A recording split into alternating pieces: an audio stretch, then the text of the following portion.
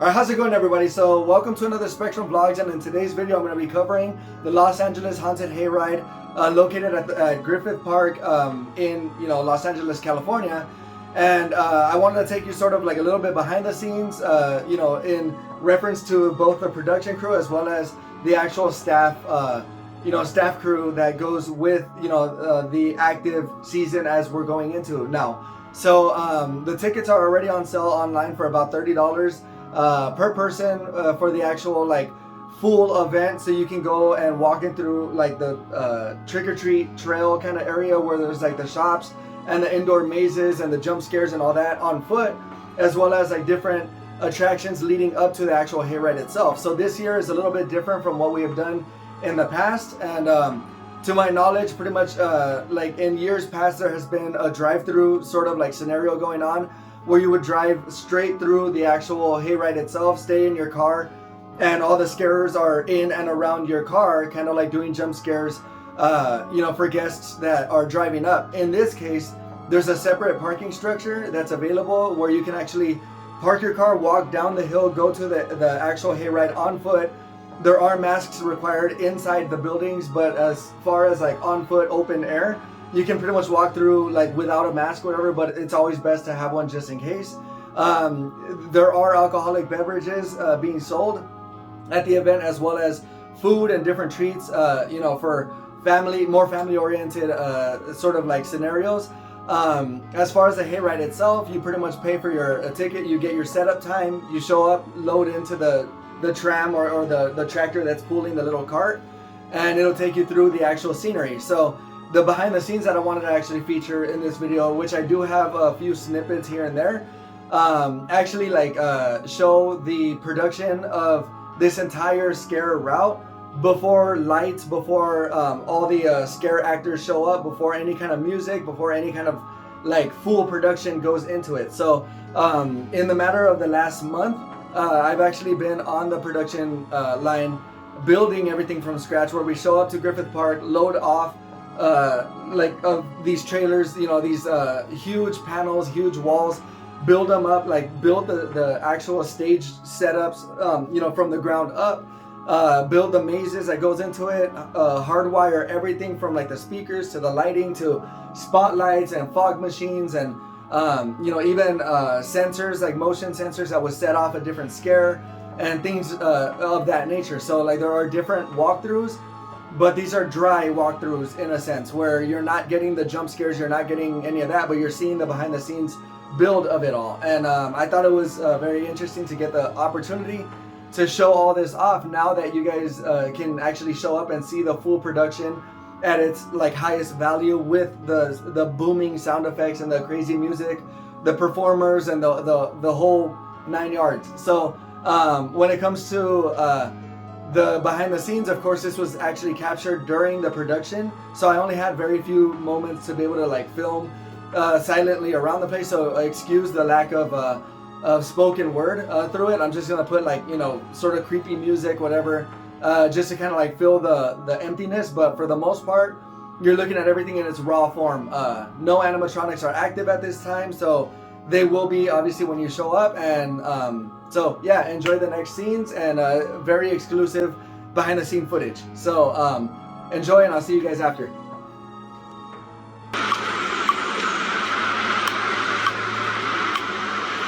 All right, making all the magic happen. So we are now here at Midnight Mortuary, where it is the exit phase, the cemetery portion, where there are actually two scare actors. One actually around the Hernandez, giant tombstone there. That's actually my last name, but not my tombstone necessarily.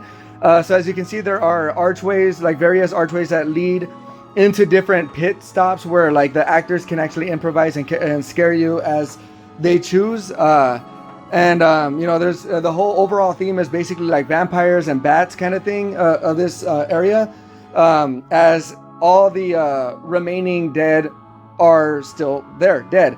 These are two other animatronics that are actually played with actors behind them, so fully functional sort of like props area that you can actually improvise with all the dead bodies as well as like the animals that go around there. So Midnight Falls is its own separate maze. This is the truck stop area where you're actually kind of going through like cages. All of this has been popped up totally from scratch. So we literally like popped in like a whole giant pile of fences like upright and created a virtual maze kind of thing, surrounded with like this plastic wrap stuff, like just keeping it simple. However, in the dead of night with a bunch of lighting and sound effects, you get, you know, a really cool effect. You know, this whole thing leads out into 3 different pit stops where you can be trapped by scare actors. And here are some of the details going on, like, you know, the Harley Davidson motorcycles and, you know, little kind of sort of pits where you walk through.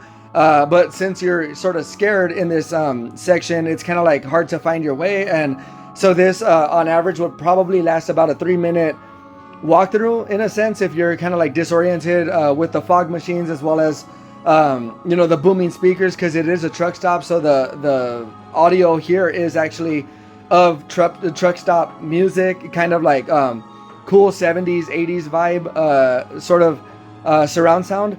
And this of course leads into a more nightmarish hay you know, hay bale sort of little like nooks and crannies area that of course you can walk through and get like scared or trapped through the different corridors, as you can see to the right hand side there.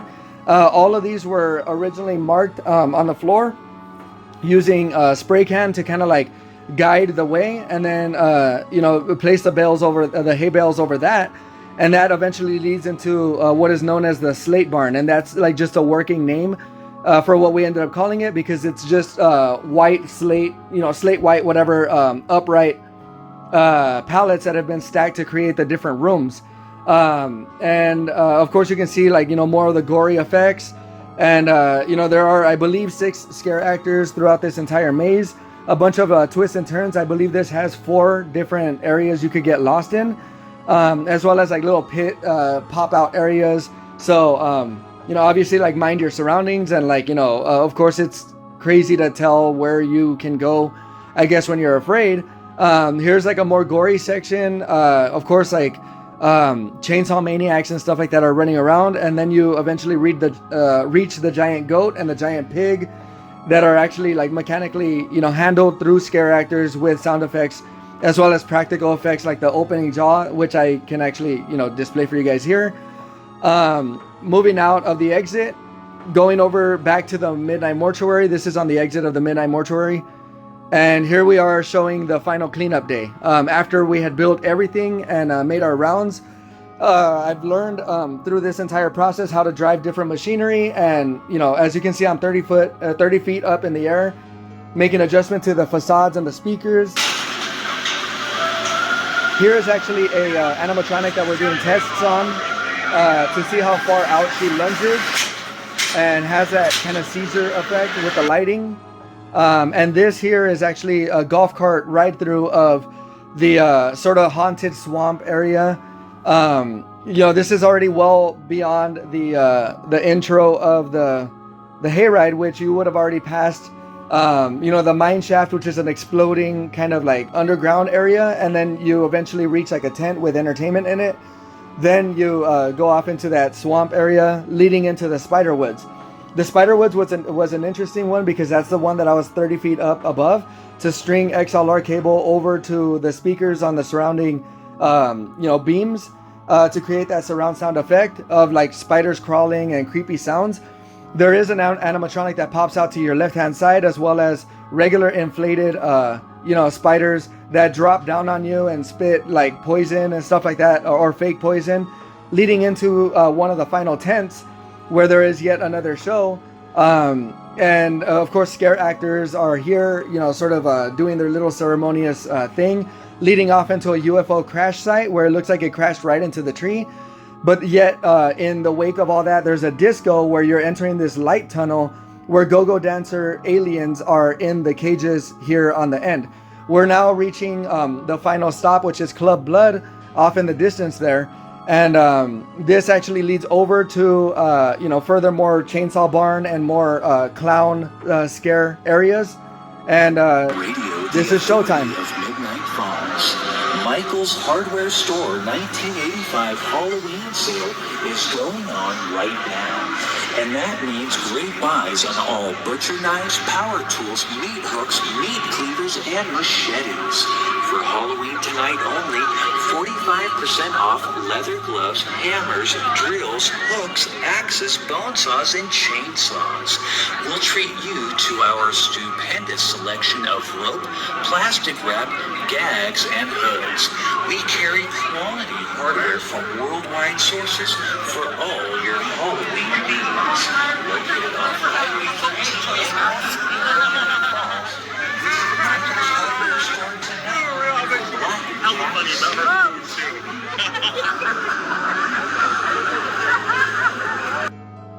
Alright, so I hope you guys enjoyed the behind the footage scenes that I was able to capture. I did a little voiceover instead of just relying on the backing music to kind of like walk you through a little bit better in detail as to what was going on per scene. So there was a little bit of flip-flop there as far as where the locations are, but you'll have to figure that out for yourself as you go through and sort of traverse through the different frights and the different scenes and all that stuff. I didn't show you a great deal of like internal stuff, but you did catch a glimpse of one of the lunging demon ghost thingies that we set up. We were calibrating that for the not only the timing sequence, but the distance in which the spring actuator would send this ghost out in having her like crazy possessed attack, I guess. So as you notice in this video, there's no shirts behind me as I took them down, but I wanted to show you the front and back of each of these shirts. Coming from like the production line or production crew from the 13th floor Los Angeles Haunted Hayride. This is the build crew t-shirt that you get when you're on the actual like ahead of the month build from like scratch kind of thing. So you kind of have to like earn this one, and so that's really cool, like honorable thing, honorable mention to like sort of go into. But this shirt actually earned me the position that I landed in the actual event itself. So I am still working through the event right now, and I was appointed the position of the staff lead.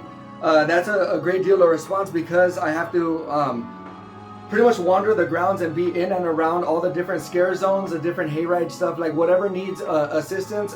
Pretty much what I have learned throughout the entire event was, one, how to drive heavy machinery, two, or more heavy machinery as to what I added in my resumes, like from prior events and other employment options that I had. But in learning all this stuff and being really good at it, apparently I was given the position of the event staff lead, and as a floater, pretty much being in and around everywhere, I can be appointed to either do like everything from parking to assisting 32 workers, 35 workers, whatever it is, with whatever their problems are, whatever their concerns are, as well as just moderating the event and keeping it pretty much like safe and fun for everyone that's like involved. So to obviously watch after the guests and make sure that they're having a jolly good time kind of thing, but safe nonetheless. So with that being said, every other weekend is pretty much like the schedule. So like going into December, we're gonna go to like every weekend. So it's gonna be Friday, Saturday, Sunday. With some days sprinkled in throughout the week, Monday, Tuesday, possible like here and there. Even going so far as to fill up the week towards the very end of October, going towards like actual Halloween night. So it's gonna be a very busy schedule, but one that was definitely hard earned through this entire process. So I was there again an entire month before the event kicked off to build the event, and then now it's showtime, as you saw like a quick glimpse of it at the very end there. And as the event progresses, pretty much more complications are gonna pop up. Like it's showtime pretty much. So everything that we can either hope for or hope for not to happen will definitely probably happen, and that's all in show business. So I guess when it comes to the rest of the indoor sort of like setups of like the scares and all that, like some of the attractions are actually like really like brutally scary. So be mindful obviously of the young ones, And for those of you who are actually like just showing up as like couples and what have you, like definitely enjoy the beverages.